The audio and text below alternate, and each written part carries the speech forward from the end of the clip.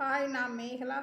மார்கழி மாதத்தில் வரக்கூடிய வெள்ளிக்கிழமை அன்னைக்கு இந்த இலையை வைத்து வழிபாடு செய்தால் நம்ம வீட்டில் இருக்கிற வாஸ்து பிரச்சனைகள் நீங்கும். வீட்டில் எதிர்மறை ஆற்றல் இருந்துச்சுன்னா அது வெளியேறும். குடும்பத்தில் கணவன் மனைவி பிரச்சனை, குடும்பத்தில் பிரச்சனை இருந்துச்சுன்னா அந்த பிரச்சனைகள் படிப்படியாக குறையும். இந்த இலை வழிபாடை மார்கழி மாதத்தில் வர வெள்ளிக்கிழமை அன்னைக்கு வழிபாடு செய்யணும். 2024 டிசம்பர் மாதம் 20ஆம் தேதி வெள்ளிக்கிழமை மாலை 6:30லேருந்து 7:30க்குள்ளே பூஜை பண்ணணும். மா இலை வழிபாடு. இந்த மார்கழி மாதம் வெள்ளிக்கிழமை அன்னைக்கு நம்ம வீட்டில் மாமரம் இல்லைன்னா மாங்கன்று வாங்கி அன்னைக்கு நம்ம வீட்டில் நடலாம். இல்லைன்னா வேறு யாருக்காவது மாங்கன்று நம்ம வீட்டில் இருக்குது, வேறு யாருக்காவது தானமாக பண்ணலாம். மாயிலை செவ்வாய் கிரகத்தின் காரணியாக கருதப்படுது. இந்த இலையை நம்ம வீட்டில் நடக்கிற சுப காரியங்களுக்கோ இல்லை நம்ம வீட்டில் வாரத்தில் ஒரு நாள் நம்ம நிலவாசலில் தோரணம் கட்டுறதுக்கும் பயன்படுத்திக்கலாம்.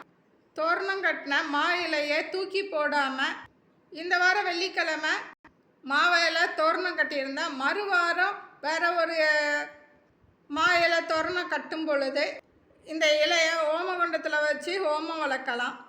இயற்கையோடு மனிதனுக்கு இருக்கிற உறவை காரணமாக்குவது மாயிலை தான்.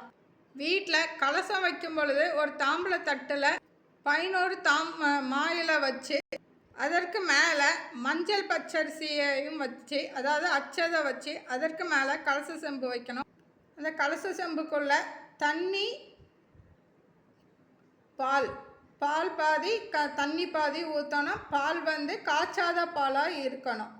கலசத்துக்கு மேலே 5 மாயிலை வைக்கலாம், இல்லை 3 மாயிலை வச்சுட்டு கொஞ்சம் பெரிய சைஸு எலுமிச்சம்பழம் இருந்தால் அந்த எலுமிச்சம்பழத்தை கலசத்தோட மேலே வைக்கலாம். இல்லைன்னா பெரிய மாம்பழத்தை கூட கலச செம்பில் மாயிலை வச்சு தேங்காய்க்கு பதிலாக மாம்பழம் வைக்கலாம்.